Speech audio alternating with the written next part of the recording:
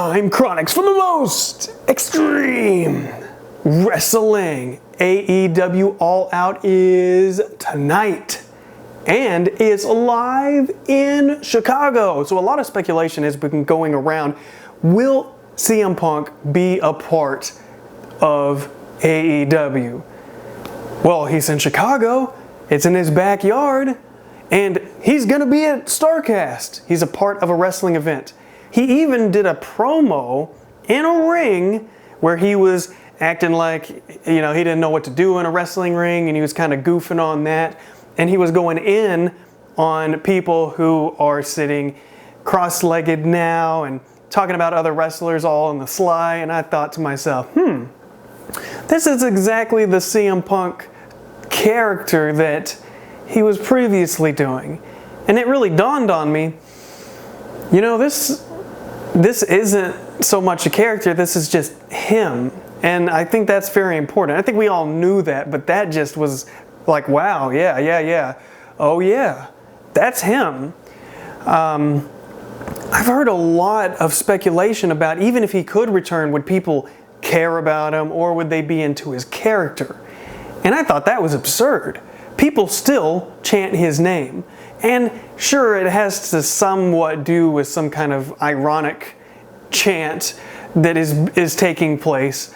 I don't think, for the most part, people are thinking, hey guys, we want CM Punk here, even in 2019. I think sometimes people chant that just to be annoying. Of course, a lot of people do want him back, and people are chanting that. But my point is, not every single person doing those chants is necessarily making that particular statement, if you see what I'm saying.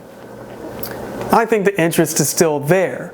It seems to be the case. There's just been a lot more recent inflow of people saying, man, it's been too long. It's been too long. That was a long time ago. I don't even know if that would work anymore. And I think that's just people being cynical for the most part. I was never the biggest CM Punk fan, but I could always recognize from a promoter's perspective that the man draws interest and he sells tickets. And what more motivation do you need than that? So would AEW be interested in bringing in somebody like CM Punk? I think that the answer would be, yeah, but would CM Punk want to come back? That's questionable. But we just saw recently this promo. He is going to be a part of StarCast for several hours, sitting there meeting fans and etc. He did this promo about being there. He's in a wrestling ring. I really think if it was somebody who didn't want to be involved with wrestling and was done with it and really just was sick of everything, I don't know that he would be in the ring making jokes about himself like that. Like, oh, look, I don't even know how to get in the ring. How do I do a front roll? Like, I don't know. I find that as evidence that he is comfortable with it and would be possibly open to it.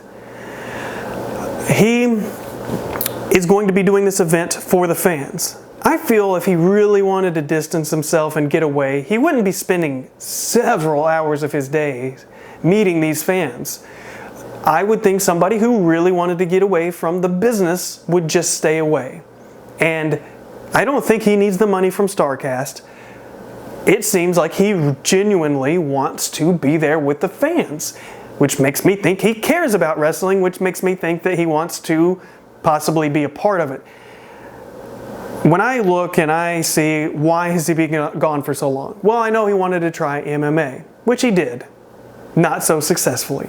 But he did it. So, hey, he got booked on some of the biggest shows. So, that's something.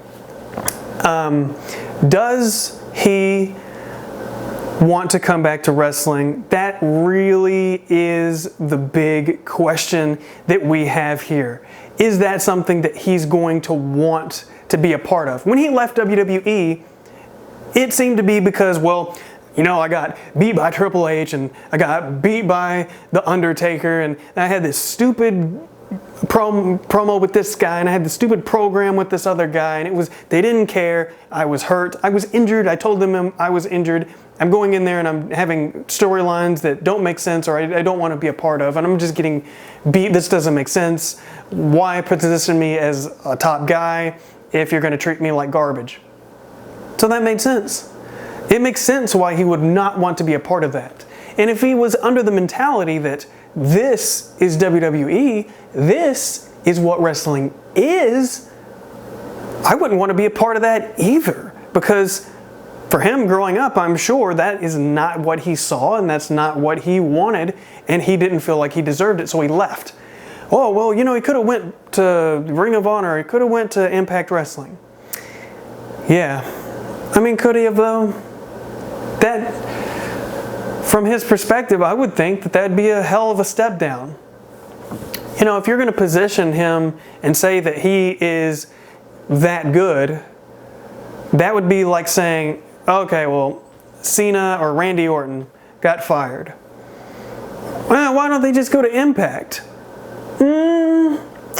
Well, at that stage of their career, that's not even a lateral move. So I could see why he wouldn't want to do that. But AEW is different, and it's showing to be. You have different management, you have a different system, you have different people, and you have a different philosophy, a different motive, a different atmosphere. So that didn't exist then. I think if that existed then, he would have been over there in a second, like people who used to go from WWE to WCW and vice versa. It's a different world, it's a different situation. We had a big gap where we didn't really have that second company. Everybody felt like third and fourth companies compared to WWE and their monster machine. I believe that CM Punk will be debuting on AEW. I came up with two scenarios. I talked with my friend Marco last night, and we really just hammered these ideas out. Because I think at first, when I was talking to him, several months ago, he was not convinced that this was going to happen. But as time went on, and especially after he got booked on StarCast, he was like, okay. So then we talked about it, and we kind of hammered out some ideas. And I came down to two scenarios that I think is possible. And I'll start with the least or less possible, whatever. The not is possible scenario first. I think that on the less plausible scenario, you would have CM Punk debut, not at All Out, maybe have some hint that he's going to be there, maybe be in the crowd, maybe just mention him on commentary like, oh, well, you know, such and such, you saw CM Punk at StarCast, or maybe have somebody mention it in a promo and be like, hey, you know, this is where all the wrestlers are. Even if they call themselves the best in the world, yeah, if they're not here, they're not really the best in the world, are they? Something like that. He's not there, you don't see him. And then, speculation, people are wondering, you get down to the first showing of the weekly show on TNT on Wednesday nights, and CM Punk does show up. I'm pretty sure he can just get the rights to Cult of Personality because WWE does not own that song. So I guess they could say that they own the intellectual property of his aura or his look, but I don't know if they could necessarily say, well, we previously rented this song, so you can't rent it because that makes you look like this. I'm not really sure the legalities of a situation like that. Then once CM Punk debuts, he can start his feud with whoever he interacted with previously. I'm not sure that that's the best way to do it. I don't think that that gives you the biggest bang for your buck. I think it works. I just don't think it's the best way to do it. So I came up with the number one scenario. Well, actually, me and Marco actually came up with this together. He suggested that it would be something at AEW All Out where Chris Jericho is in his match and CM Punk gets involved with Chris Jericho at some point. And I thought, wow, that is a great idea. Because Chris Jericho is positioned as the legend figure in AEW. He's going to be positioned like one of the most respected guys. He's seasoned. He has the most worldwide and especially American appeal and WWE fan appeal to the outsider, to me. Because he's a legend. He's been in WCW. He's been in ECW. He's been in WWE. He's a rock star. He's been around. Like, he is the guy that is going to attract the most amount of people per capita, I suppose. And CM Punk attacking him puts you in a really big situation. You have a program with these guys, and now you have two of the biggest stars in the wrestling business. You could argue. I already know the first thing people are going to say is, well, that's two WWE guys, man. You know, AEW's got to be different. I understand that, but you have to look at it from a perspective of these two people are huge names with large appeal. And when the casual fan hears that Chris Jericho and CM Punk are in this new place and they're having a feud, they're going to look at it more like a Hogan Savage situation. It sounds crazy for me to say something like that because I've seen Chris Jericho since he was almost a nobody, and now he's this living legend type situation. So it's weird to think about it like that because when I was a kid and a child and saw Hogan and Savage, well, they were already fully established main eventers. But I do think that the younger, especially the younger casual fan, will look at that and say, whoa, man, I gotta see this. So what would happen in this scenario? The number one scenario. CM Punk, he attacks him. And it really doesn't matter so much if he cost him the match or attacks him afterwards, I don't think. He's got to do something where CM Punk or Chris Jericho feels very disrespected. And CM Punk is doing this to send a message like, hey, you think that you're so great, you think that you're the best here, etc. Hey, what's up? Here I am. Now you got a problem because I'm the best. That has to be the message at All Out. Then, nothing is said. No promos are cut. All you have is suspense. You have the cliffhanger. You have people wondering. So people are going to spend all their time making all these videos, all these predictions, all the way until October 2nd being like, man, what are they going to do? What's CM Punk going to say? Is he really returning? Are they really doing this? Is this for real? I don't know. I don't know. Are they actually going to fight? Are they going to fight on the first show? What's going to happen? What I think you would do is you would do this situation. You would just let people say whatever they wanted. So people would go in to October 2nd ready for just to hear what was about to happen. Not to see him fight, just to know why. Why did CM Punk do this? What is he going to say? What is Chris Jericho going to say to him directly, face to face? Because if you use the other scenario, yeah, you have intrigue, but the intrigue is not as big as this. Once you get to the first show, and we finally get some kind of answer, I would have CM Punk come out there with his theme music and everything. Just start off the show. Just send a message to everybody like, this is the show, this is what you should be watching. We're not competing with NXT. They're not even competing with Raw. Because what AEW is doing is so beyond that. And they have to present it like that. You have CM Punk come out. People are going crazy. This will be one of those things, just like on the very first Nitro, you had Lex Luger show up. It was a big thing. They still talk about it to this day. It doesn't seem as important now, but it was. People going back and forth in the Monday Night War. This, on AEW's first show, they have to do something big, memorable, that is never forgotten in the wrestling world. And I think this is it. CM Punk comes out, and he cuts a promo. And you know me, I couldn't help myself. I had to write out pretty much the whole storyline, but I started with CM Punk's promo.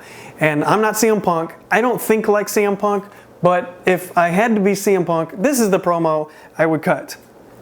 I would come out to the ring and I would say, I quit wrestling. I took my time. I gave myself space. I exhaled, wiped my eyes clean, and then I could see clear. After all these years, I saw the error of my ways. Where I was previously, I thought was wrestling. Because wrestling was in the acronym. Well, where I used to be, I realized wasn't wrestling. Where I am now, where my boots touch the mat, I realized this is wrestling. After seeing All Out, and yes, wrestling is in the acronym. The acronym AEW. CM Punk is AEW. Jericho, you're a fraud. You're an archaic example of a bygone era, posing as a living legend. You wrote a book called Best in the World. Well, while I was away, maybe. But I'm back. I'm here. And I'm the best in the world.